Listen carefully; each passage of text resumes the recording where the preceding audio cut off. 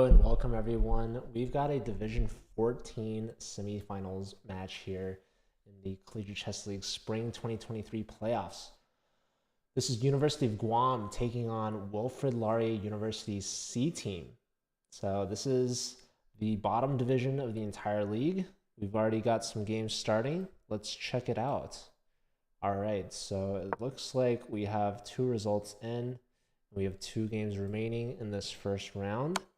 It looks like Taz, also known as Tarun, won for Wilfrid Laurier, and we have John winning for Guam.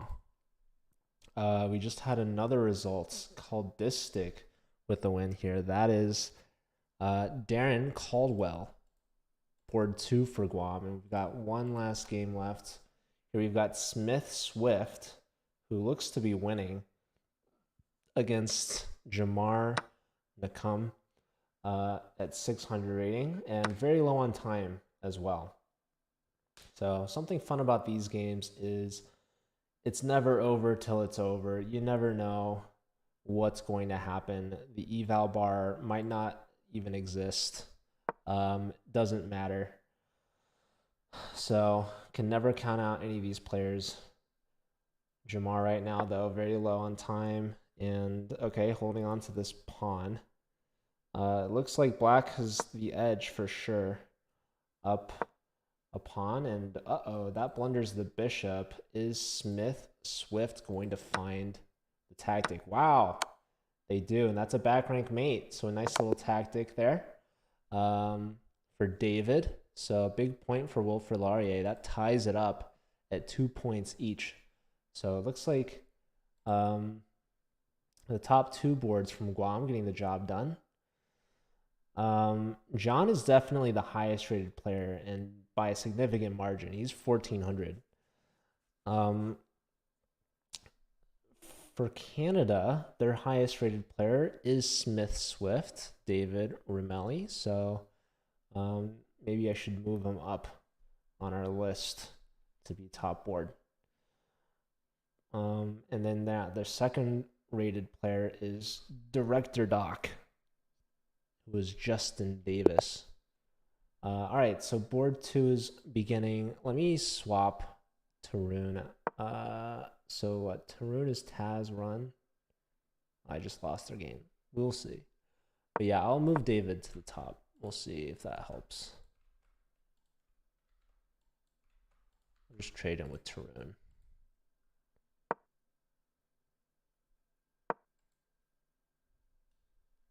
What is Tarun's rating? Anyways, David's now playing against Pacific Vagabond, who is the board 4, Kalen Arciaga from Guam. This match was rescheduled, so I believe it's like 7 in the morning right now in Guam. Something like that, which is pretty impressive to wake up that early. I think if they played at the normal time, it would be like 4 in the morning, something like that. Maybe it's only 8 in the morning there. I don't know. Either way, it's a crazy time difference from here in Guam. I think that White's winning this game. I don't know about you guys. The knight's hit right now. Probably develop a knight would be smart, but bishop's also creating a flight square for the knight, and this bishop can take the knight. And then get the knight out. That's actually a free bishop right there. Rook here is trying to fork the pieces. Doesn't quite work because the bishop can just take. The knight's out. This knight's still hanging. Let's see where this went wrong for white. So we have, yeah, a Philidor. That's your problem. That blunders a pawn as well as the queen trade. Therefore, the king is not castled, and this blunders a fork. So lots of things that went wrong for white. We did see the knight fall here. Knight comes out to defend and also to save itself, as well as attack the bishop. So let's check out another game, shall we? Let's check in with John. John is the top board from Guam. So yeah, John's pretty high rated compared to everyone else. we have ourselves a Caro-Kann advance. And let's see what's going on here. So I like white, definitely. Queen here, lots of dark square control. Lots of pressure going to be coming on the D4 square. Queen comes out to offer some support, clear the way for the rook perhaps, but also pressure on B2. So probably developing the knight makes a lot of sense. Knight G5 as well, targeting this. If pawn push, we have queen to H3. So that's kind of a strong attack for white.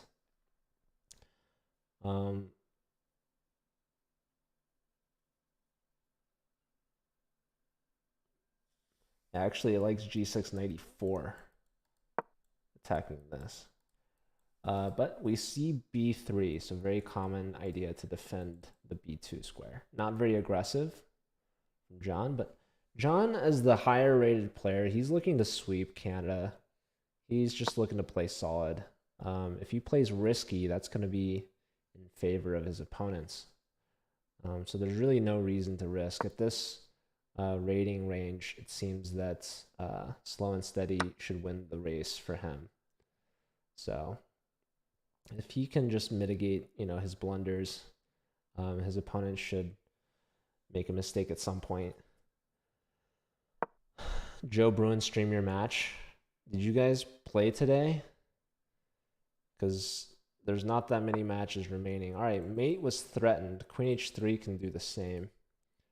I figure taking on E5 made a lot of sense. Knight here as well comes with the fork, but the queen can come back and defend. That's a blunder from John.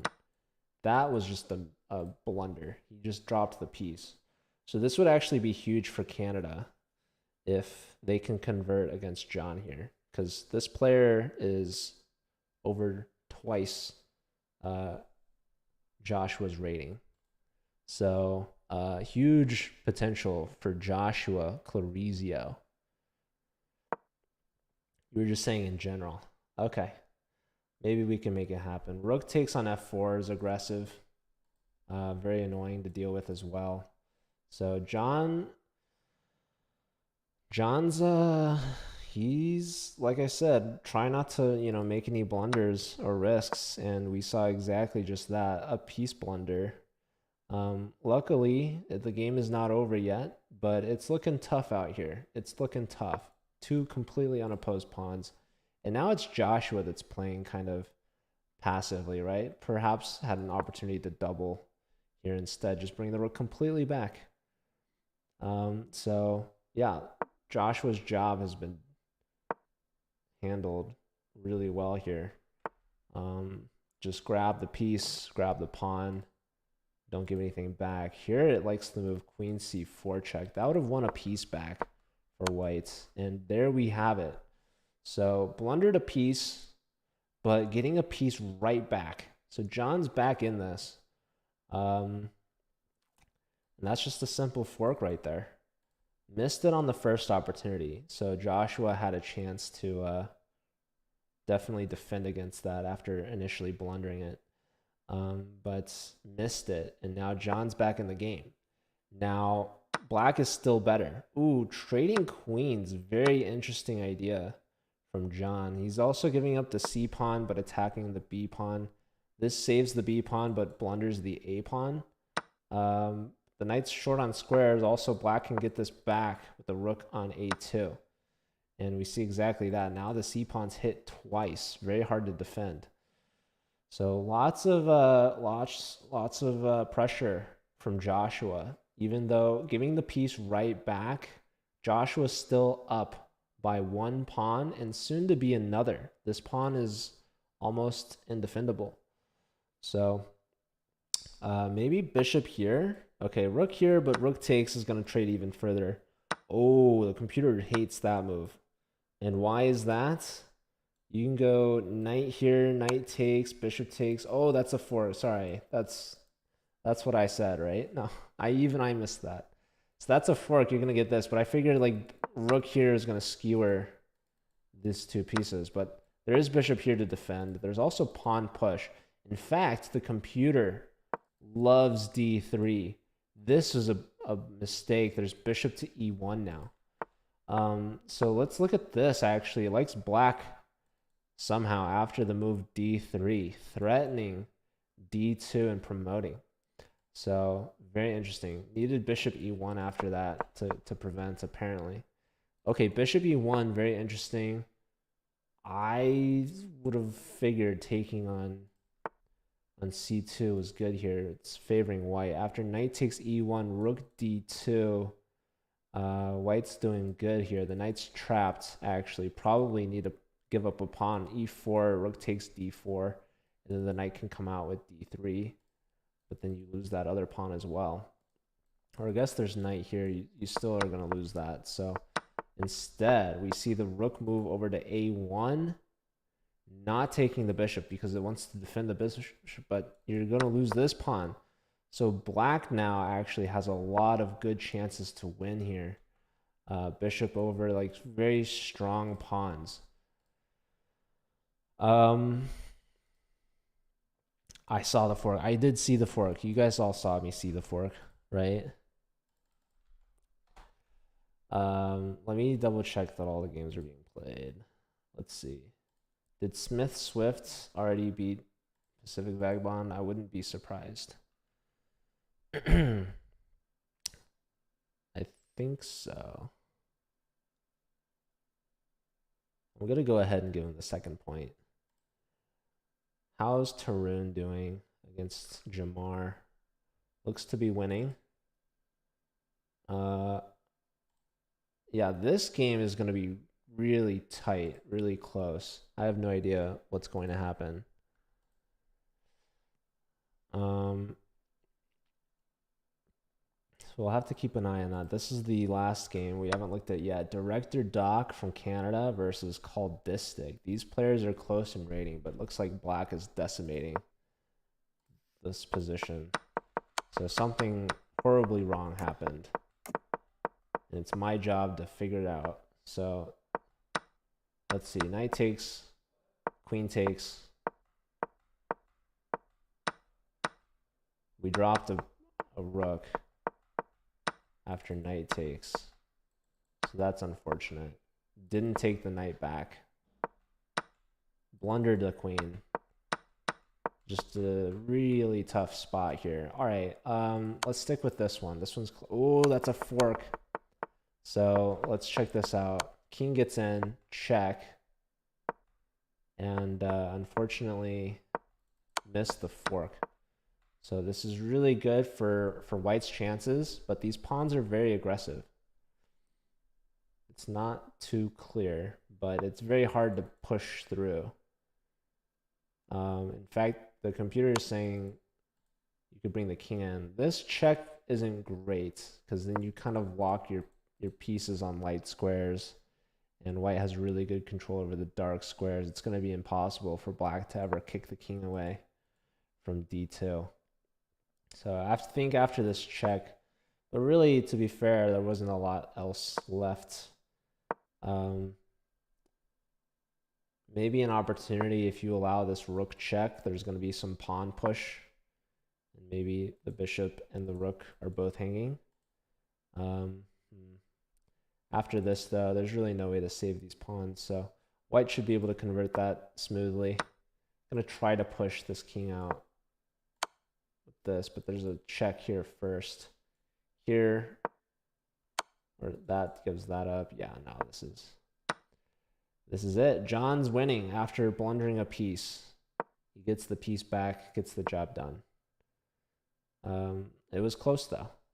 Joshua had a couple chances there. Okay. This one is forced mate in 5. Soon to be.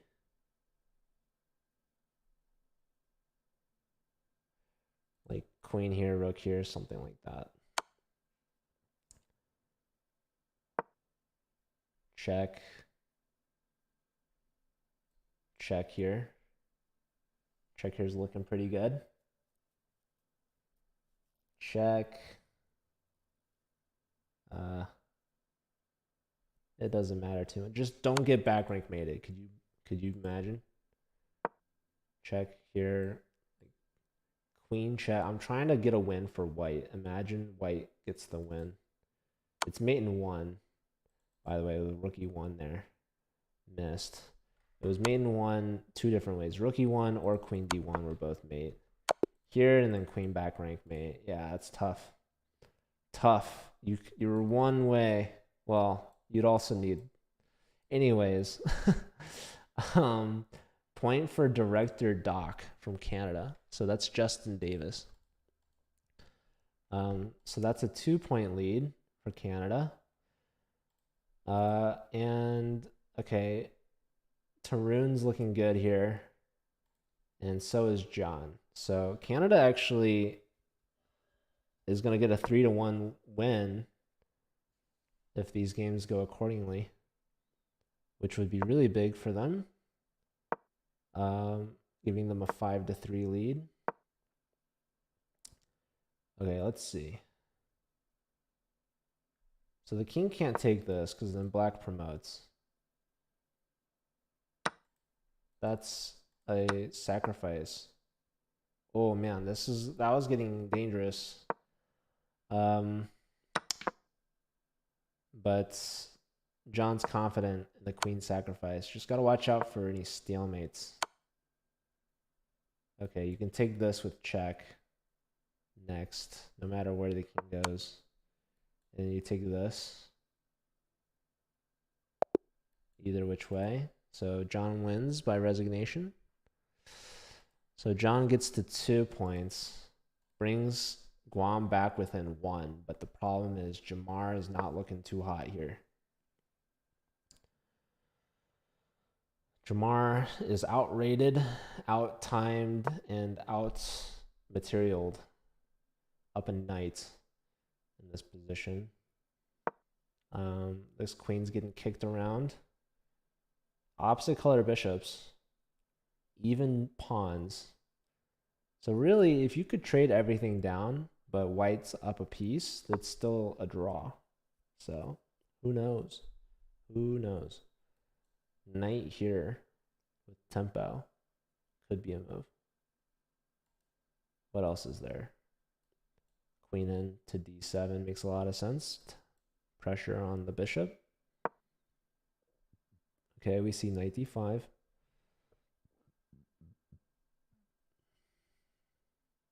Hitting the queen. Queen's got to move. Queen goes aside. Queen in.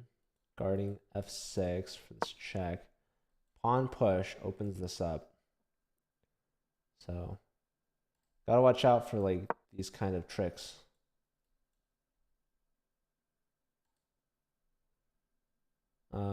You kind of can't afford a queen trade, but also you can't really afford to leave the queens on. Knight check is very deadly, very dangerous. Queen takes here is also an idea. Queen takes pawn is an idea. Pressure on the bishop. Also a huge threat of the fork. White lands it. No time for Jamar. That's another fork. It's another one. You can also go here. King up. Knight takes. Okay. Resigns. So Tarun also improves to 2 out of 2. So Wilfrid Laurier up 5-3. Someone asked what the prizes are. So exclamation point prizes. Let's check out what it's like in Division 14. So first place in Division 14, you win $200. Not bad. So a win in this match right here guarantees the team $100. There's $100 on the line. If they lose, they're still guaranteed some chess.com memberships, which can be quite expensive. I believe they're 3-month memberships. So fourth place, you get four platinum memberships at 3 months each. And in third place, you get 4 diamond memberships at 3 months each. So it's basically a year's worth of platinum and diamond, respectively. So both these teams are guaranteed at least some chess.com memberships. And that honestly might be worth more than the cash value. In fact, in years past, we've had teams actually trade their cash prize for membership prizes. So that is definitely an option. If you guys would prefer memberships over cash, chess.com will gladly help with that. Okay, so this is actually not looking too good for the Canadian player against John, but they have to convert, of course. So Smith Swift, highest rated player from Canada. That's funny. This is not actually the highest rated player from Canada. This is the highest rated player on Wilfrid Laurier's C team. So I said that kind of funny. But yeah, they're struggling. If like, okay, F6 is not really a good move, typically. But yeah, they had their queen and king lined up on the e file after white had already castled for a couple moves. So rook e1 could have been very dangerous. Unfortunately, white did not punish that, and black has been able to get the king out of the center. So, okay, d5, not really threatening to take the knight because then we drop our queen. Instead, what it's doing is it's protecting this pawn that was under attack. We see a trade here. That was what black was threatening. Remove the defender of the d4 pawn. So we push the pawn to create this chain, and now black has traded off. Are they going to continue to trade off?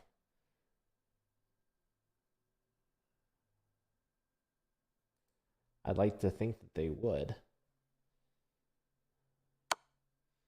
So queen takes. Now we just need the bishop to develop to connect the rooks. We want to bring the rook to e1 with tempo on the queen. We wanted to play rook e1 a lot earlier, but didn't. And yeah, this is just a classical opposite color or opposite side castles position. Black is launching the attack, the storm, on the king side. White has just connected rooks and is pointing at the queen side. Perhaps the pawns will follow, this bishop supporting the c5 pawn break. Black still needs to get this bishop out to connect the rooks, and there's these pieces in the way. Knight back is a retreating move. That's actually a step in the wrong direction. Maybe trying to guard against c5, who knows. But now bishop takes. This can be deadly sometimes. Grabbing this pawn can get trapped. But white can play knight to b5 if needed to help support that bishop there. So we see queen gets hit by the knight, and the queen steps up with check. This is going to force a block. There's nowhere the king can go. So one of these three pieces is going to have to land on d7. The only other option would be to give up the queen for nothing, which I don't recommend. So, which is it going to be? Knight here, and now rook e1, computer's saying c5 again. c5 threatening c6, very deadly, very dangerous move. John's in the driver's seat here, looking to convert this. This is not looking good for David, but luckily for David, John doesn't play the aggressive c5. Instead, just opts to bring the bishop back. Queen in here. And now what? The computer did not like that move. Now what? I'm thinking just like knight here or something. Yeah, I like the knight b5. So instead we see rook to c1 defending the knight. But also opposite the king, so there's something there. There's some potential. Bishop there, trade. So probably this was not the best move because of a3, trying to kick away the defender of the bishop. And if queen here, we have knight here with the fork, winning a piece. If here, there's this pawn push with the fork. So yeah, a3 was simply winning a piece. But we see the game goes on. The game continues. c5 has been played with support from the rook, threatening to play for c6, winning knight.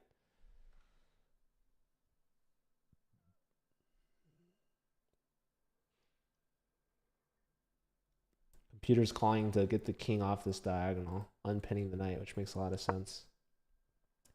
Instead, we see c6. Knight check, queen here. I don't know. There's something good to be had. Pawn takes first. Only now knight check. So 2 moves for the king. Additional third option if you're feeling spicy. Or I don't know. That's not really an option. It's a legal move. There's 3 legal moves. Black played one of them. And now what? Queen here looks really smart, in my opinion. Correct me if I'm wrong.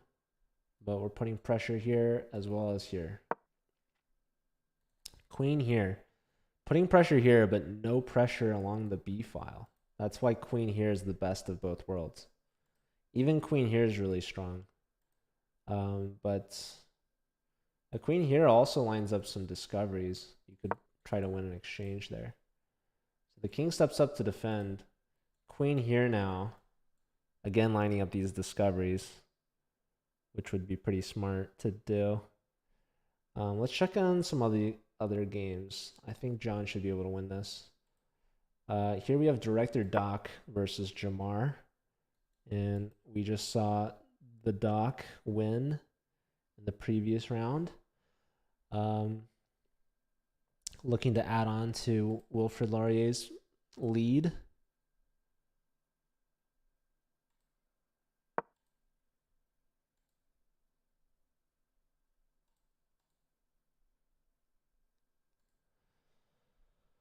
Okay, so it actually likes Jamar's position. And why is that? Well, this is a beautiful knight, beautiful queen. Threatening mate on b2, bishop's defending that.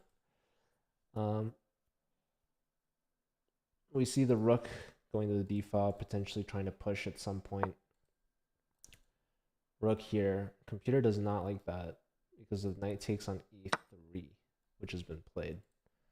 That removes this d4 grip that white had. And so now d4 comes with a discovery as well from the bishop. This would be very devastating because it would win the bishop. Okay. So how to respond to this? The knight's also hitting the bishop. This is the closest rating matchup here between these two teams, I think. 600 versus 800. I mean, I guess there's a 600 versus a 700. When we get Joshua versus Caldistic, who's Darren Caldwell. Okay, so we see this pawn push, give a check. King went down to a1. Now the bishop's attacking the knight. Pawn push. Computer didn't like that as much. It was calling for knight takes c2. That's a smothered mate, actually. This is a self mate. Oh my goodness. Missed. Bishop takes the threat, the knight. So Jamar misses mate in 1 with the classic knight takes c2 after bishop d2. And now, after the move c5, white actually wins a pawn by taking on e3 twice.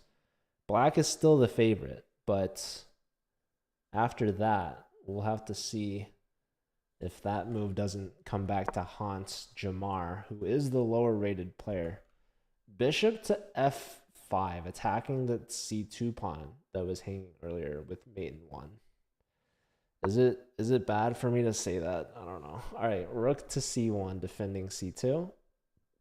That weakens the b pawn a little bit. So if black could somehow double up on the b file, that'd be pretty cool. Maybe you try to blunder the b pawn on purpose and then put the rook back. Okay, queen back, that blunders the c5 pawn as well as the b pawn. And the pawns are dropping like flies. Jamar is unwinding here in a bad way. He is dropping everything. So queen moves aside. It pins the b pawn still, but You got to have some purpose, right? Queen takes, and now both these pawns are hanging. I guess, yeah, I guess bishop takes on b7 was pretty bad because then this happens, but um, maybe there was still a way to get out of that. Rook now in, attacking c2 as well as g2, which I think is the bigger threat, perhaps. The c2 pawn's also defended twice, so we might see this. Well, not this, but we might see this. That's still something there. In fact, the computer's saying bishop takes b7 is the best move. Rook here instead defending. Now likes to move b6. I would also consider doubling or something. I don't know. Here, protected by the bishop, trying to get the queen to take here, I guess, to win c2, which is interesting. Black has to watch out for back rank mates, by the way. Ooh, offering a queen trade. Very interesting. Computer doesn't like that, by the way. So, FYI. Queen takes e5 is top recommended move. And take here. Wow. Computer really didn't like that one. Rook takes c2 is completely winning for white. How so? Rook takes, queen e8's mate. Oh, Jamar. You missed mate one, you blundered mate one. What's wrong with bishop takes though is my question. Queen takes, pawn takes, and oh wow. You have bishop check here. That is hard to see, but definitely the back rank mate. You can't. Yeah, okay. You got to watch out for those. Joshua won. That's their first point of the match. Director Doc won. That's their second point. And Wilfrid Laurier, they're getting lots of points. Taz Run with a win. That actually brings them to 3. Is this the third round? One more match left in this. I guess that makes sense. John versus Smith. So John should win this, barring disaster. G5, king g4, take on h4. Okay. Don't stalemate. King here, take. Oh, just gonna promote. Always take that last pawn. I don't know. You don't want to deal with any losses on time. Don't push the pawn. That's a stalemate. Don't do it. Don't do knight here, knight here. These are a list of moves not to make. All right. King up, queen. Here's mate. All right, so John is also a perfect 3 for 3, keeping his team alive. They need to sweep round 4 to force overtime. A draw in the remaining 4 games wins for Laurier. So, gonna be a miracle comeback that Guam needs here. I don't see it happening, but it's still possible. They're not out yet. But the good news for Guam is even if they lose today, they will still play next weekend in the 3rd place match for the very prestigious Division 14. Wilfrid Laurier, with a draw in any of the 4 remaining games, will guarantee their win, moving them into the finals, as well as guaranteeing them some cash prizes. So $100 on the line in this match. You could use that money to help buy some chess sets. Is it only for college students? The Collegiate Chess League is indeed only for college students. Both undergraduate and graduate degrees will count. You have to be fully enrolled. So Um, yeah, maybe if you're interested in, well, okay, Anton, are you are you after college or are you before college? Or are you in college? Um, okay, so yeah, Jamar allowing this trade, not very good. So you always got to watch out for that D file opening up. This is actually, wow, these players are within 1 rating point of each other. You're before college. Okay, cool. So you can go to college and play in the Collegiate Chess League. It's completely free to join, and chess.com gives out $50,000 in prizes every school year. So if you're in high school looking to apply to college or university, you will likely go somewhere that has a chess club, and you can compete and join. So that's exciting. Yeah, be sure to let me know where you plan on going. Okay, bishop here pinning the knight, threatening to win the knight. King e2 looks like the only move, and Jamar is able to find it, but this pin's going to be annoying to get out of. You got to play for h3 and g4 or something like that. Luckily, there's no knight that can go to d4, and even if there was, there'd be bishop takes. So h3, black just takes that immediately. King takes. We see the king step back, so maybe trying to get this f-pawn involved, which is one idea. Joshua getting a rook to the d file. So these are both teams board 3s. They're 1 rating point within each other. So yeah, this is as close as it's gonna get. The board 4s, no. This is just Pacific Vagabond is board 4, but Doc is board 2, I think. But I think Doc is the heavy favorite here. Not sure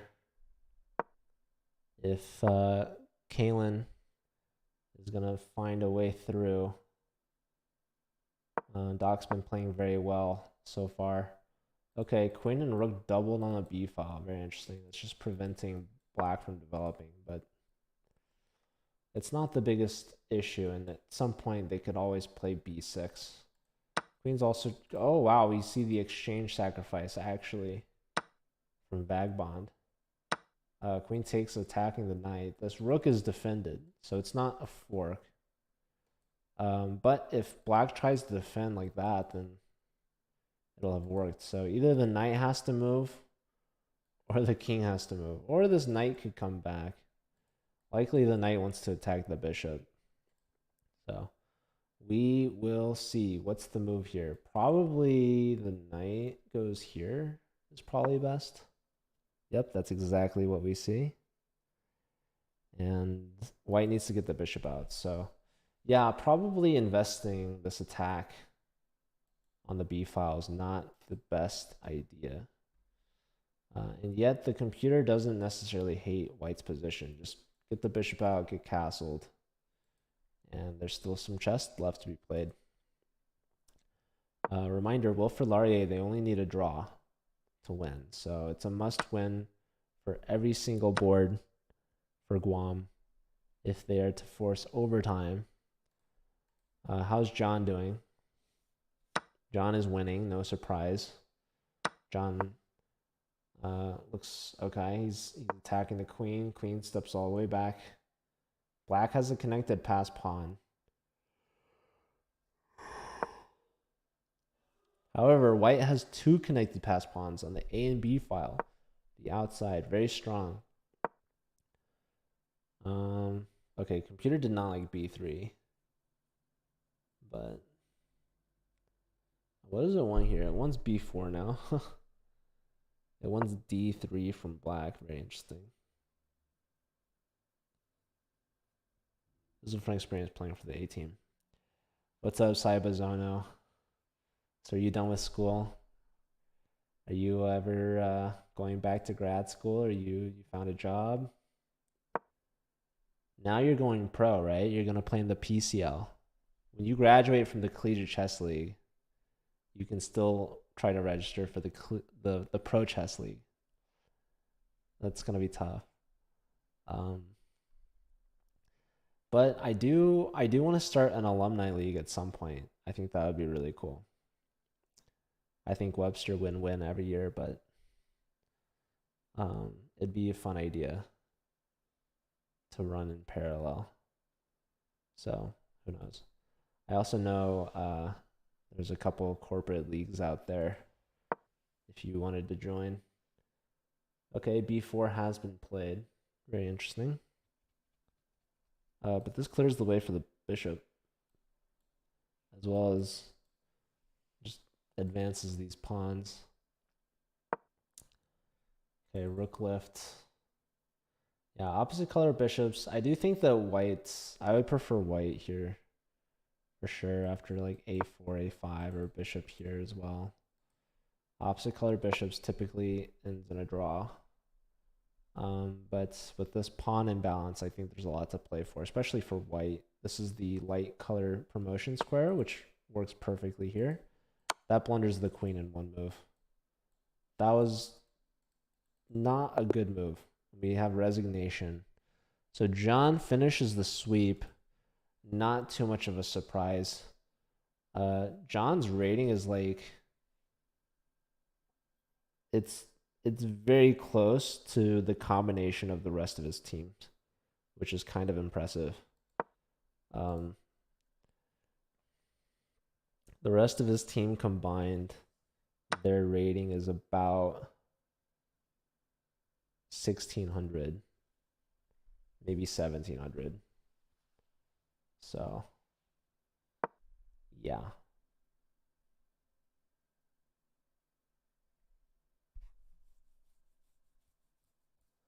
So like their entire team rating combined is like over 3,000, but there's a player or there are a couple players in D1 that are all over 3,000.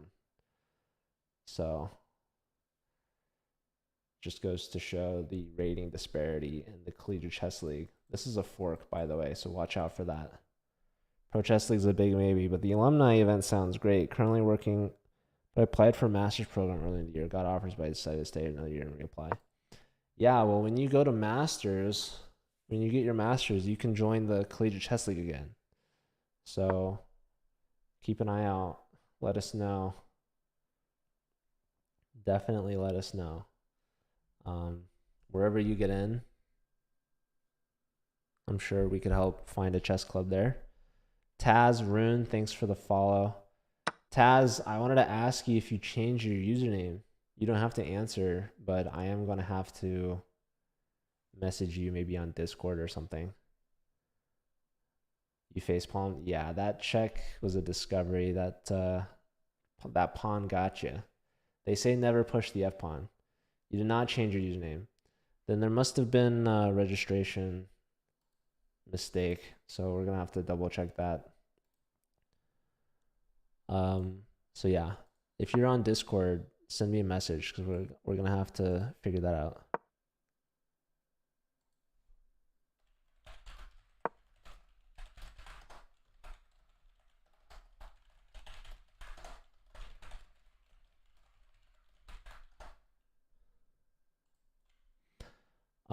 Okay, did I give a point for that? No, I did give John his point. Director Doc won, so Just Davis clutches it out for Wilfrid Laurier. That gives them to the 9 points they needed. That's a nice little checkmate there. We do have 2 games remaining. So Jamar versus Joshua. The battle of the J names. Jamar is very low on time. And it looks like he's also struggling in the position. He's down 2 pawns. Yeah, rook here is a very strong move. It pins the bishop. So bishop takes here is a threat, a big threat. It also wins the bishop. So that was a mistake to push this pawn. The king needed to leave this third rank. And now the king does it now, but it's too late. I would have started with the bishop takes, to be honest. But not a big deal. This is just completely winning for Joshua. We have resignation. And we have one last game left here. Caldwell versus Darren? No, David. David versus Darren. The D names. So Joshua won against Jamar, right? Yeah. And last game of the match. Results not going to matter for the match score. Because Wilfrid Laurier has just won. So congratulations to them. They're going to move on to the finals in Division 14. Mate in 1, Queen G4. Played. So Caldistic gets a win for Guam. Ends with 2 out of 4. So final score is 6-10. Wilfrid Laurier C team wins. They're guaranteeing themselves at least $100 for second place. Potentially $200 if they win again next weekend in the finals. Guam loses their first match of the playoffs, but they will continue to play next weekend as they're going to fight for the third place spot, which comes with diamond memberships. So there's still something to play for. But that is it for now. We're done. We have one last match left for today. It's a big one. It's Division 3, University of Indiana. Or is it Indiana University? Indiana University is taking on University of Massachusetts at Amherst. So that's going to be a big one, Division 3, like I said. So big money on the line for that one. UOG Triton Esports, that University of Guam. Oh my goodness. Thanks for being here. Thanks for tuning in. I appreciate that. Chess is so cool. You're so cool. Thanks. Appreciate that. The compliment's very nice. Yeah, you guys, we're going to have to send you off on a raid, so stick around for that. And our next match, like I mentioned, in D3 between Indiana and Massachusetts is going to be at 6:30 p.m. Pacific. That's 9:30 Eastern. I have no idea what time that is in Guam, but if you guys want to check that out, be sure to be here. That's going to be in 3.5 hours. So hopefully I'll see you all then. But for now, thanks everyone. We'll probably have a couple matches to stream tomorrow. I'm not sure. But I do know we have a big D1 match on Monday as well as on Tuesday. So that's going to be streamed Mondays at 7:30 in the morning Pacific time. And Tuesday is going to be, I believe, 5 p.m. Pacific. So we're going to tune in, watch those, because that's going to determine who's going to be the overall champion, the Division 1 championship prize, along with $5,000 on the line. So right now we have the top 4 teams, Mizzou versus UT Dallas on Monday, and UT Rio Grande Valley versus SLU on Tuesday. The winner of those 2 matches will play in the championship match with $5,000 on the line, and that's going to be played next weekend. So hopefully we'll see who ends up winning this semifinals, and then who's gonna win in the finals. So only 2 weekends left in the Collegiate Chess League Spring 2023 season. We just watched one of the last matches in Division 14, and yeah, with that I'm gonna end here. So thanks everyone again, and have a great rest of your Saturday. I'll see you all hopefully in 3.5 hours. Okay, take care and stick around for the raid. See ya.